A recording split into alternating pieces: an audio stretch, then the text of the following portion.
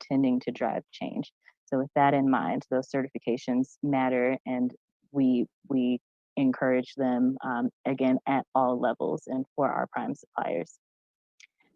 In addition to that, I'll probably just add that the best ways to interact with our program or to become known are going to be similar to what you've heard and probably will hear moving forward. You can always go to our website, our corporate website, which I believe is in the chat for you now. We do try to list areas of interest on the website constantly. You've got a few key areas of interest available for you in the chat that you can review. Of course, we're open and we'll always have needs that will arise just on the fly, but these are areas where we will have more frequent opportunity nationwide, and are always looking for new suppliers to work with or to add. In addition to that, we are looking for those suppliers to be able to introduce to our primes so that we can build a stronger subcontractor level and use that as a method to grow and develop you guys as businesses where you may not be able to compete for a larger contract. This would be a good way to build your capital exposure, build an understanding of the company, how the company works, not have to deal with the longer wait times of the contracting process or our 60-day payment terms or things like that until you're ready as a business. We do encourage that participation for some of these same services at the tier 2 level. One other thing that I would say is just to continue participating in events like this. Utilize your networks of councils, of chambers, participate. It's not always an immediate meeting or an immediate conversation that follows up, but being engaged and building those relationships and making those connections are the things that will connect you more successfully to contracting opportunities. I will leave it at that unless there's anything else. Well, I know we'll have questions later, but if I've covered everything, I will yield my time as well. Thank you very much, Doretta. That was great detail. And in the midst of this current pandemic, with so many people working from home or at some level of at-home schooling, it's, the services that Charter provides is crucial. Next up, we have Michael Herrera, Supplier Diversity and Development Program Manager, Southern California Edison. Michael Herrera is the program manager for the Supplier Diversity and Development Department at Southern California Edison. He is responsible for managing all aspects of the company's compliance with applicable rules, regulations, and laws related to small and diverse business procurement. This includes managing strategies, programs, and goals that facilitate the ongoing inclusion and growth of small and diverse business enterprises. Prior to his current role, Michael was a category manager advisor for supply management at Southern California Gas and Company, and San Diego Gas and Electric.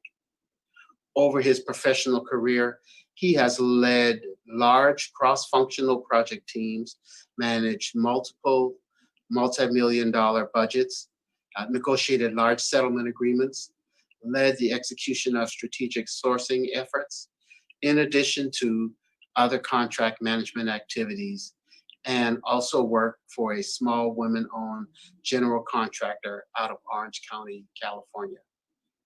Welcome, Michael. Thank you, Fred. And I know we're running low on time, so I'll talk real quickly. First of all, good afternoon and a good evening to those of you joining from the East Coast.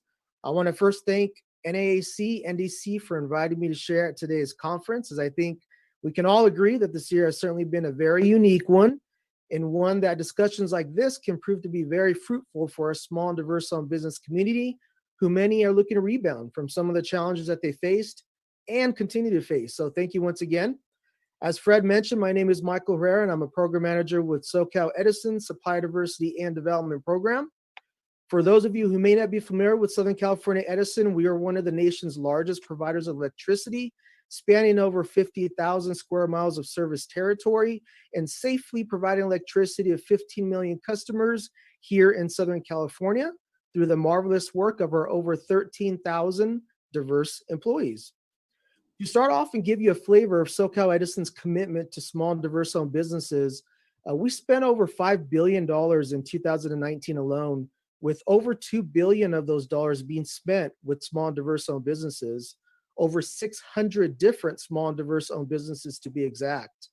Today, I'll be sharing some information as it relates to our Supplier Diversity and Development Program, as well as some insight that I think will help you in your pursuit of opportunities through our Supplier Diversity and Development Program, a lot of which are pretty similar to what was shared with my colleagues at PG&E as well as Charter. At SoCal Edison, we have 3 objectives related to our program. The first is to increase sourcing opportunities for our small and diverse owned businesses. All of our sourcing opportunities, which are different than PG&E, are by invitation only. None of them are open to the public. So I like to think of myself as a direct bridge to those sourcing opportunities. Because of this, I always encourage small and diverse owned firms to connect with myself or colleagues from my team, as the chances of being invited to our sourcing opportunities increases that much more when we know who you are and have developed some trust with you. The second objective of our program is to provide technical assistance and capacity building workshops to our small and diverse owned business community, which is something that we offer throughout the year. We certainly understand that small and diverse owned businesses typically encounter barriers that challenge their startup and sustainability, such as access to capital and networking opportunities. So effective supplier diversity strategies like we have at SoCal Edison could certainly help to alleviate some of those pain points with our workshops, which are also free of charge. Lastly, to help spur the continued usage and awareness of our Supplier Diversity and Development Program spend goals at SCE, we have set an aspirational internal supplier diversity spend goal of equal to or greater than 40% of our total procurement spend, a goal we're proud to have achieved for the last 7 years. So basically, this means we have a goal of spending 40% of our total procurement spend with small and diverse owned businesses. A mighty lofty goal, but one that we work very hard annually to achieve. Now, in regards to purchases, I always encourage suppliers, similar to what Joan mentioned, to check out our Supplier Diversity Annual Report and Plan, which we file annually, as that will certainly give you an idea as to the type of purchases that we plan to make for the upcoming year.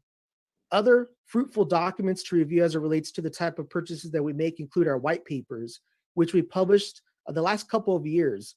These white papers touch upon our longer term plan and ultimately the commodities where we plan to spend a significant portion of our monies in for the next 25 years. Lastly, you can also visit our Supplier Diversity webpage to get a specific listing of the different kinds of services and goods that we purchase as part of our normal operations at SoCal Edison. NAAC has provided some of those URLs here in the chat box. I noticed some of the links are broken though, so feel free to email me there at the email address and we'll get back to you with those active links. I also wanted to be sure to touch upon a commitment to advance diversity, equity, and inclusion from a supplier diversity perspective. At SoCal Edison, we're taking additional actions externally to have an immediate focus on expanding education, workforce, and marketplace opportunities in minority communities. These actions include providing the execution of a marketplace study. This effort was actually launched this quarter to assess the availability of diverse businesses in procurement categories where SCE has immediate needs, with the ultimate goal of utilizing these findings to inform, access, and establish spend targets with an emphasis on our minority-owned businesses. We remain committed to listening, understanding, and then acting, all key elements of what we consider a successful plan of action. Anybody that is interested in finding out more about this matter can check out our recently published Diversity, Equity, and Inclusion Report, which NAAC will also provide the link for, and that I can also email you if the link here in the chat box doesn't work. I'd also encourage you to connect with me on LinkedIn if you'd like to stay connected and explore opportunities as they come up, as I'm very active there. There's actually an opportunity that's coming up next week that you can find more information about on my LinkedIn page. That's ultimately a matchmaking event with some of our prime suppliers. I've basically invited some of our large prime contractors to attend and connect with small and diverse owned businesses like yourselves to be considered to subcontract out some of the work that we have contracted with them. Some of our primes who's going to be in attendance for that particular matchmaking event include national companies such as CBRE, Deloitte Consulting, Infosys, and the Act One Group, all who spend billions of dollars annually. and who are doing actually work with us right now, as well as with other corporations across the nation. So check out my LinkedIn page for more information on that. I'll conclude my remarks with 4 easy steps that you can take if you're interested in doing business with us. Step 1, like Joan mentioned, is learn what we buy. You, of course, don't want to pursue contract opportunities for a corporation that isn't even purchasing whatever good or service you have to offer. That's step 1. Step 2 is get certified in the Supplier Clearinghouse. You could simply Google the supplierclearinghouse.com to get to that specific portal. Step 3 is register in our procurement portal, which is Ariba. You can find out more information about that on our Supplier Diversity webpage. Step 4 is the final step, and that is connect with myself or someone from my team, share a copy of your core competencies or statement of qualification statement so we can review it and get back to you with our suggested next steps. 4 easy steps: learn what you buy, get certified, get registered, and reach out. Thank you, and I hope you all continue to be safe and well. Back to you, Fred. Thank you very much, Michael. That was great information, and definitely the diversity work that Southern California Edison is doing is recognized and well earned. Okay, so let's see, that has included our panelist presentation, and now the moment everyone's been looking for. We are going to start with our Q&A session. And I'll tell you what, how about I'll start it off first. I'll ask the first question and then give everyone else an opportunity to jump in and ask additional questions. This first question is for all of the panelists, and you could feel free to jump in and respond. But what I would like to ask all of you is, what has been your current performance in terms of expanding the base of minority-owned small businesses you are engaged with? And do you have initiatives to ensure that you continue to meet those goals? So again, my question is, what has been your current performance in terms of expanding the base of minority-owned small businesses that you engage with? And do you have initiatives to ensure that you continue to meet those goals? And so who would like to go first?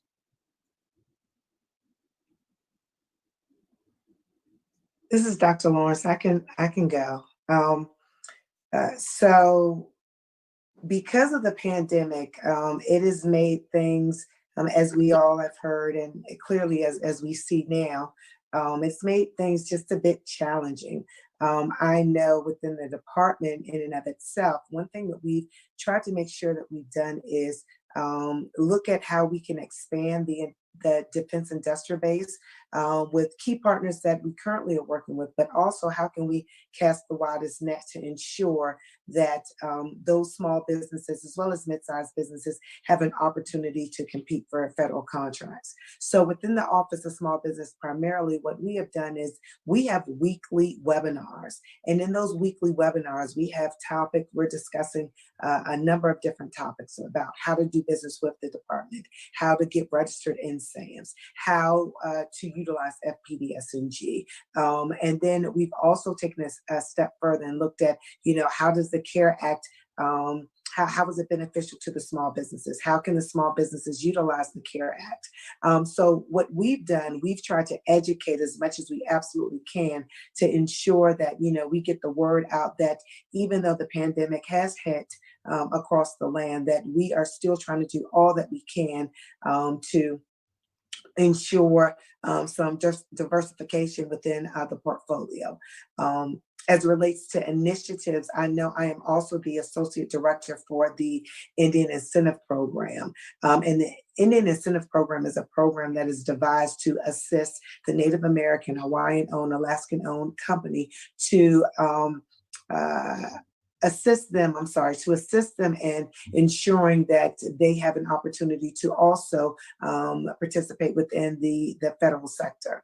So the Indian Incentive Program will afford a 5% additional incentive to a prime contractor who subcontracts to, again, a Native-owned, Hawaiian-owned, or Alaskan-owned entity. So that's one of the incentives that we are looking at. And that program has been in place for a number of years, It's been in place for a number of years, but that's something that begin to ramp up so that we can make sure that given the unprecedented times that we're in, that we again are casting the widest net. Over.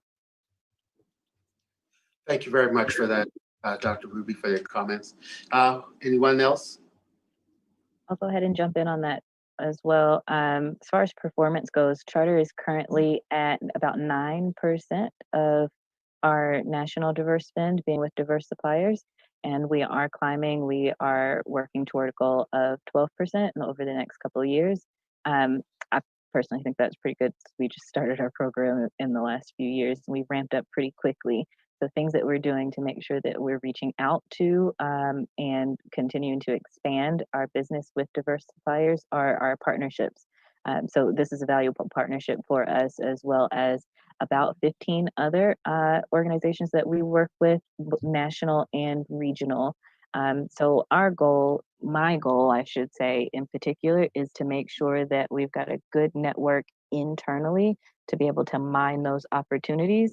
It's extremely helpful with all of our council and chambers of commerce partners that we have access to the diverse suppliers, but the benefit to the diverse suppliers is to make sure that I can actually pair you with an opportunity. So we're doing a lot of work internally as well to make sure that we're mining those relationships internally, making sure that everybody's aware of our goals and how they personally can impact those goals, how to think a little bit more creatively in some instances. So being a national company, we do have a lot of our contracts that are awarded nationally. And then we've got some areas where we do have a little bit more area of opportunity for regional or local work. So it's kind of bridging the gaps between those, or making sure that they're aware of how we can rebuild or deconstruct, I guess, any work that's available to figure out where we can insert more suppliers, and with those more suppliers, be able to then make the connections with our diverse suppliers. In addition, we are focused on helping to certify some of our suppliers that we currently work with. So with that, we've noticed that there are still a lot of companies that are unaware of the value of being certified. And even if they've heard of being certified as a diverse supplier, they don't necessarily want that label or understand how it's going to impact them. So we're assisting and helping provide that education into why it's beneficial, how to leverage it, and support in actually completing that certification process. We're directing a lot of our suppliers to the California Supplier Clearinghouse because it is free to be certified there for everybody that is interested and not yet certified. And it is a valuable resource for all of our companies to go to find those suppliers, understand that we're, again, focusing our money and our efforts in the areas where we want to add value and grow the economic advantage there. So I'll say a lot of that. We provide that certification support. We support development of our suppliers so that they can continue to grow and thrive and better their business. And we try to do a lot of that through our national and regional partners. Okay, thank you very much, Loretta. Who next? Joan, Michael? I'm happy to say a few words. As I mentioned originally, last year we achieved over 41% supplier diversity. And, some of the challenges that we have faced with our post-bankruptcy and wildfire spend, we're not going to get to that same level this year. And, we are really striving to, keep in the upper 30s. And, hopefully as things settle down for our spend and we can be focused on things that aren't so emergency oriented, we'll be back up there. But one of the ways we do that is through working with our lines of business individually to set goals. So it's not just a company-wide goal. We each ask each major department to set their own supplier diversity goals and hold them accountable for achieving them. So, one group may feel they can be really successful. We analyze their supply chains with them. And, like the electricization is always a very high performer. But then another group like finance or legal have much lower goals. We've had extraordinary legal expenses this year. And that hasn't really helped because we've been using major national law firms. But we try to tailor the opportunities to the suppliers and recognize one size does not fit all, but then in the aggregate to get up there toward the 40%, which is our long-term goal. Okay, thank you. Thank you. Michael. Yeah, similar to Joan, I won't repeat a lot what she said, but we're very similar in our structure as well and facing very similar challenges as well in regards to insurance premiums and things like that.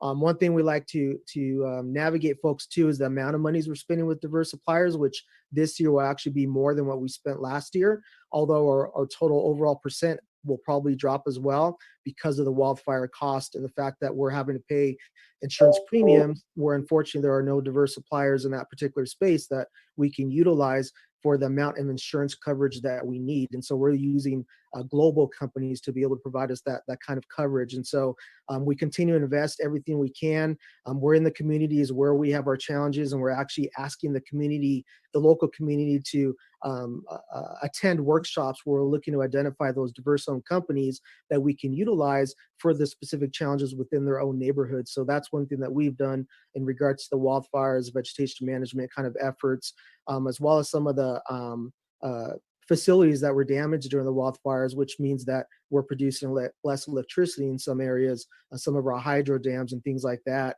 I did want to just touch base on one question that did come through to the chat that someone wanted to ask about that had to do with our primes and what we do with them to encourage them to utilize small and diverse owned companies.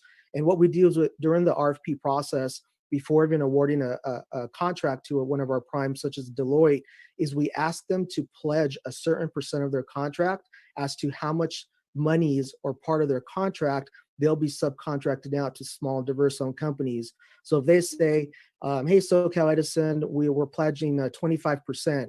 What I do, what part of my role is to do is every month, I look at that 25% that they promised, and I look at what they've actually spent with small and diverse owned companies. And if they're not meeting that goal, I have a direct contact to Deloitte, who I then call and say, hey, Mr. Deloitte, you're at 15% versus your 20%. What's going on? How are you going to get that spend up to that 20 that you promised us? Because that was part of the consideration when we actually decided to award you the contract. So they know what we're looking for. They know that as a solid partner, they have to deliver as to what they promised, and they're willing to therefore attend these kind of engagements that we bring them along to so they could connect with small and diverse owned companies. And they know that SoCal Edison is looking for minority owned and Black owned companies right now, especially to do all that we can. So they're therefore are doing the same to make sure to show us that they're really a solid partner of ours. Wow, wow, very powerful. Well, as you all can hear, our panelists today are very passionate and committed to the work that they're doing in ensuring supplier diversity. Do we have any questions at this time from our participants?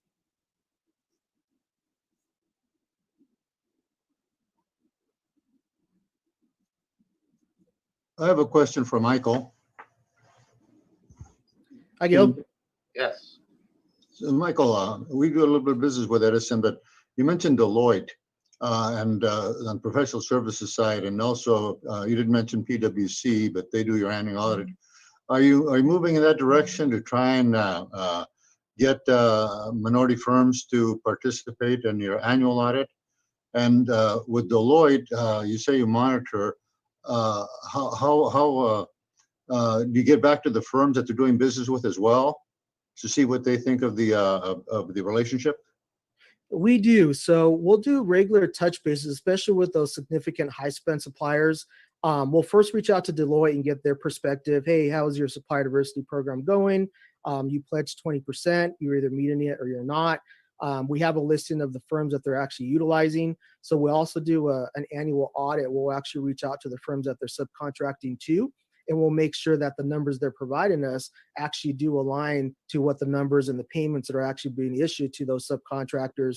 And personally, what I do, since I actually support audit, is I'll reach out to some of those firms and ask, how is the relationship going? Is there anything that I can do to help facilitate it? And one of the feedbacks I got from some of our small and diverse owned audit firms was we like for them to utilize more small and diverse owned firms rather than maybe just one or two. And so that's part of my effort in inviting them to this event I mentioned next week. Is I'd like for them to grow the number of firms they're using, because there's certainly enough monies for them to do so. And they're certainly working in enough spaces where I think they can spread the wealth and the riches with the small and diverse owned companies. And so with us, we utilize over 600 different firms. I want our large primes to get to that point where they have a long list of suppliers that they're using and sharing the wealth. I know with you specifically with our audit group, you have a very good reputation with them. Your name does come up in a lot of future planning in regards to what they're looking to spend for the next couple of years. And so you're definitely an option. So thank you for your partnership and your performance, because you certainly make my job easier in regards to selling your core competencies. So thank you for everything that you do on your end, because you're the type of partners that we're looking for to bring on and have those long lasting relationships with. Hi, good afternoon. This is Faith Bautista. Number one, thank you guys for taking the time. I know you've probably been here since this morning. Doretta, thank you. It's already late at your end. Dr. Ruby, thank you also. This is awesome because the Department of Defense is with us, and I actually have spoken to a few times with Dr. Ruby of how Department of Defense, and I'm just going to give you an example of what Department of Defense is doing. I have a small business also on the side, and I've been a business owner right before I became a nonprofit. And when we ask the Department of Defense how to do business with them, I mean, Dr. Ruby educated us on the process. She gave us the list of all the agencies that, you know, from different, from the Navy, Air Force, others. So her commitment is there. And this is so important, just like what, you know, Joan, we gave her an award because it's her passion, right? It's in her DNA. I don't think she's going to go to sleep. She will have not a good night's sleep if she did not create opportunity for small business. And, you know, shout out also to you, Michael, and of course, Charter. So here's some of the questions, because I don't know, Fred is, if you're reading some of the questions, say, what do you see in the marketplace right now? Is minority set aside growing or staying the same or getting reduced? Maybe Joan, if you can ask what the initiative from the PG&E and then Charter as well. Well, we certainly have not backed off of our commitment. You know, as we discussed, Michael and I, around the spend in our particular utilities, you know, with surges in certain areas requiring huge insurance from the companies that are our suppliers, that's a problem. You know, and hopefully we can be working with the government and, you know, finding ways to establish insurance pools or other mechanisms to handle the just unbelievable cost of insurance. It's not just for us, but it's for our suppliers as well.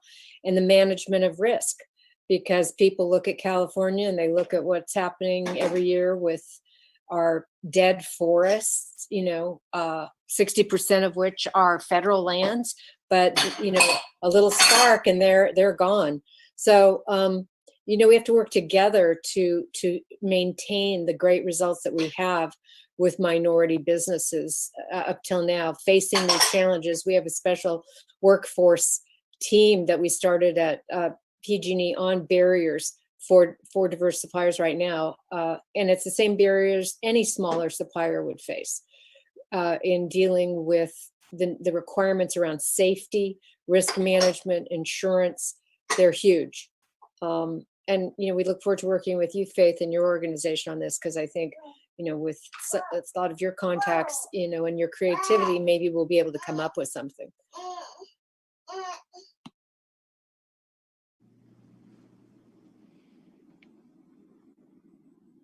I'll add to that a little bit as well. I think it's interesting. I always think about it from the procurement side, whereas we don't necessarily have set aside, so we won't say that we'll spend a certain dollar amount with a certain type of supplier, but it's always based on what are we spending? So from a kind of a strategic sourcing standpoint, I think it's always at the front of mind to try to figure out how we can spend less as a company. So the balance of that is, how do we spend less but also get the same amount or better quality? And then also, how do we include that or improve the ratio of the diversifiers that we're working with? So I will say that I do think that there is, just amongst my peers and what I'm hearing and seeing, I do think that there is an increase going there, and a need to do more business with and increase the opportunities that are available for minority and all diverse owned businesses. Again, just to see the impact of how that helps improve with our current economic climate and things like that. For our company, again, yeah, we've got our goals that we're striving towards, and my personal goals on how we can build that long lasting sustainable program and actually show the value and impact. So we're going to start to look at those things too. It's okay, what are we doing? Where is it actually adding value and impact? And how do we do more of that, or expand that, or do it on multiple other levels, even outside of just the purchasing end? I hope that answers the question. There's also a question, what are you doing for women as well? And then after that, Dr. Ruby, if you can answer the same question. Thank you. Sure. We're approaching all of our diversifiers really kind of in the same vein of, minority and women-owned businesses are our top diversifier spend. I think each have over 35% of our national spend. So we're approaching it the same. We always try to mine to the most qualified and innovative businesses. And I am seeing that there's a lot more interest in having conversations on, maybe things that we haven't thought of yet. So what could we develop with these businesses? What are they seeing with their other clients, or just based off of their skills, their know-how, their specific perspective? I think we all know there's a specific perspective that comes with being minority-owned business or woman-owned business or LGBT-owned business. And we're trying to tap into those and have those conversations a lot more to increase those percentages across the board. And so with the Department of Defense, we buy everything. We buy just about everything. And in our buying of just about everything, there are goals that are administered to the Department of Defense by the Small Business Administration. And so as a department, we have goals that we have to meet in the various socioeconomic categories, and I too serve as the Associate Director for the socioeconomic categories. So for our WSB, also known as WSB goals, our hub zone goals, which unfortunately we have struggled in meeting, as well as our SDBOSBs, our SDB goals, and I said women-owned hub zone, SDBOSB, SB, and 8A. So because we are a policy office and we do not procure a product or a service, what we do is we administer those goals to those buying activities to ensure that they have those goals in mind as they're looking to award federal contracts. And so I also did a stint as the Small Business Director for the Defense Media Activity.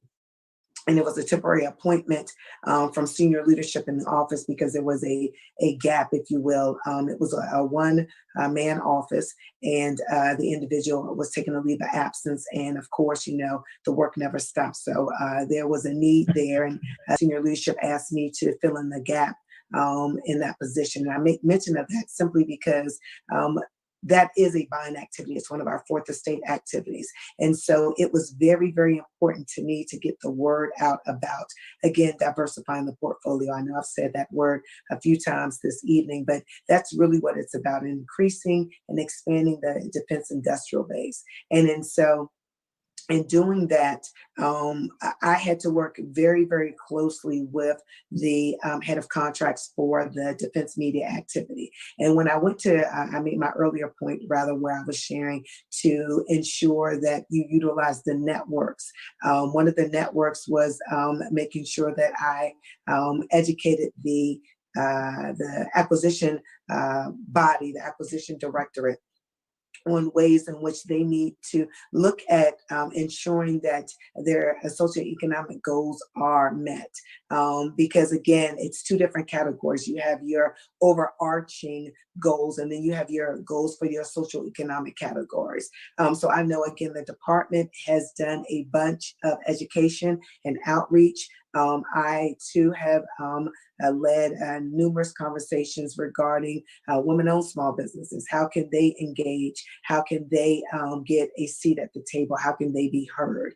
I pray that that answers your question. I believe it does. But again, one thing that we've done is we've made sure that we've backed into those goals. So if you are struggling in your WSB goals, which are, again, your woman-owned small business goals, the acquisition director would then make sure that if there are certain set-asides, the rule of two, I'm not sure how many of you all are familiar with the rule of two, but if there are more than at least two small businesses, women-owned small businesses, or whatever that solicitation requires, that can perform the work, then it has to be set aside for a small business. So again, in my role as the small business director, I was a huge advocate in ensuring that the rule of two was enforced, that the rule of two was considered, and that the rule of two was adhered to. So that's just some of the things that I've been able to do within the department. And as a whole, that's what all of the small business directors are doing to ensure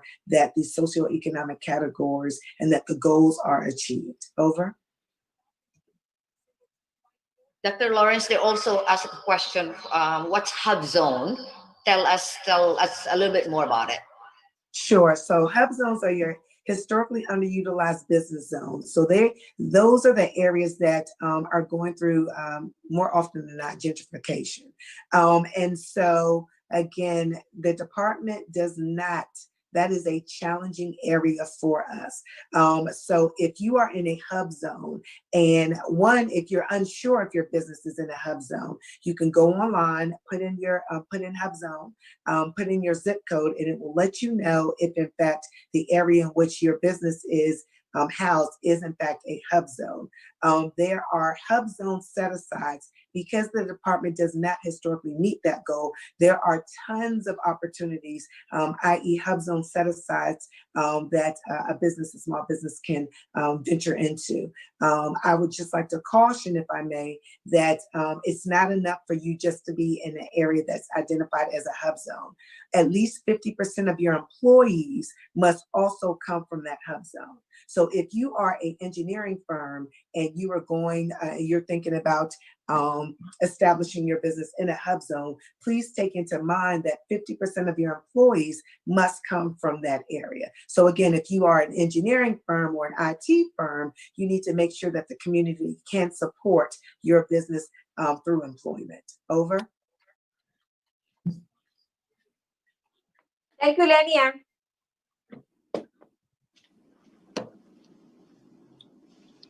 Fred, Hi. continue, please. Thank you, Faith, for helping me out because some of the questions that come in through the chat I can't see. So I appreciate that you jump in to help me out with those. So I have a question for Michael.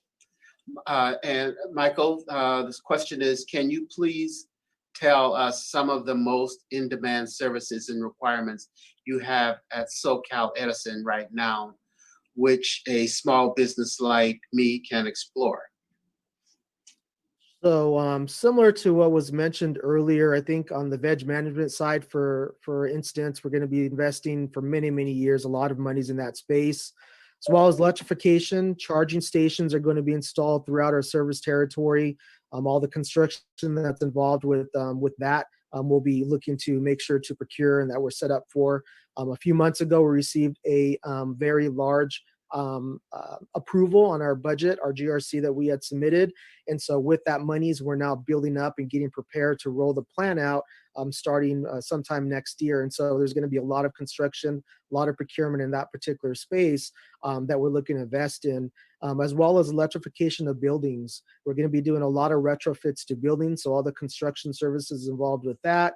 There's going to be a lot of opportunities there, as well as the generation, battery energy storage, once again, on the construction side.